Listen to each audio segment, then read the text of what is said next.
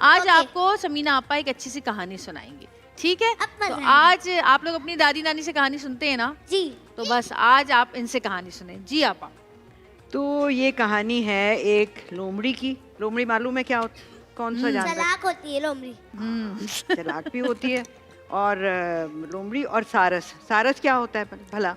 वो आप पता है, मैं हमें तो नहीं पता। सारस जो होता है वो ऐसा बड़ा सा यूं करके, उसकी पतली पतली टांगे होती है, बर्ड लाइक। और गर्दन जो है और उसकी चोंच भी लंबी चोंच होती भी है। उसकी लंबी होती है हाँ। और पतली पतली टांगे होती हैं। हम्म। तो सारस के एक जंगल में सारस भी था और लोमड़ी भी थी, और उनकी थोड़ी सी दोस्ती हो गई आपस में। तो एक दिन लोमड़ी ने कहा कि सारस को कहा कि तुम मेरे घर खाना खाने के लिए आओ। अब जनाब सारस जो था वो बहुत तैयार हो के परफ्यूम लगा के खुशी खुशी लोमड़ी के घर गया। तो लोमड़ी ने खाना प्लेट में निकाल दिया। अब एक प्लेट में लोमड़ी का खाना था और एक प्लेट में सारस का खाना था। अब सारस की थी चोंच बहुत लंबी, वो तो नहीं खा सका, वो तो प्लेट में से कैसे चुन चुन के खाता। तो लोमड़ी जो थी उसने हबड़ हबड़ हबड़ करके सारा खाना खा लिया। सारा खाना खुद ही खा लिया। दावत की खुद ही खा गई।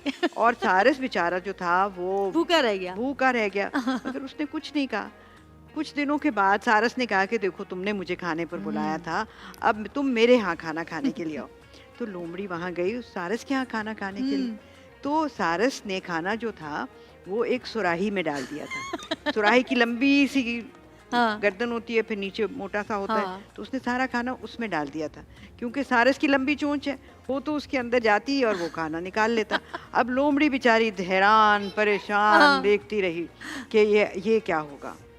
लोमड़ी ने बस ऊपर का जो था वो खाया, वो हाँ, अंदर अंदर का नहीं खा पाई। सकी। हाँ, नहीं, ऊपर हाँ। उसको थोड़ा थोड़ा सा जो मिला तो वो भी बेचारी भूखी रही। हाँ। तो फिर लोमड़ी को बड़ा गुस्सा आया। अच्छा। उसने कहा सारस से कि ये तुमने मेरे साथ क्या किया है, तुमने मुझे ऐसे बर्तन में खाना दिया जिससे मैं खा ही नहीं सकी।